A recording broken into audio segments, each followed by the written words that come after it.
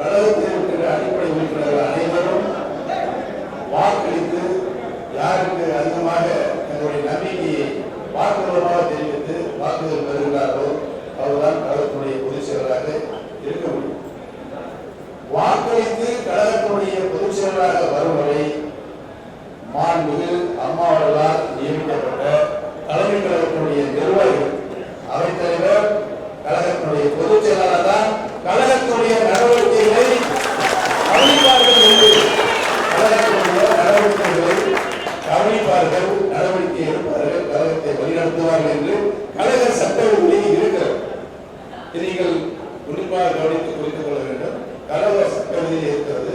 சசிகலா அவர்கள் கழக சட்ட விதிக்கு புறம்பாக பொதுச் செயலாளராக தேர்ந்தெடுக்கப்பட்டது செல்லாது. அவரால் நியமிக்கப்பட்டவர்கள் செல்லாது. அவரால் விளக்கப்பட்டவர்கள் நாகமாடி தருகிறார்களே அதுவும் செல்லாது.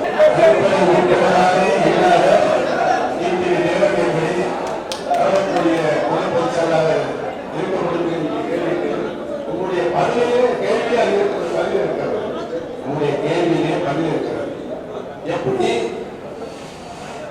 இன்றைக்கும் கழகத்துடைய பொதுச் செயலாளர் கழகத்துடைய அடிப்படை உறுப்பினர் இருக்கும் வரை மாண்புமிகு இதேபோல் டாக்டர் புரட்சித் அம்மா அவர்கள் தான் கழகத்துடைய பொதுச் செயலாளர். அந்த இடத்தில் இருப்பவர்களுக்கு யாரும் தகுதி ஆக கழகத்தினுடைய அடிப்படை உறுப்பினராக மாண்புமிகு அம்மா அவர்களால் மீண்டும் கழகத்தில் சேர்த்துக் கொள்ளப்படாத ஒருவர் எப்படி கழகத்தினுடைய துணை பொதுச் செயலாளர் ஆக முடியும்?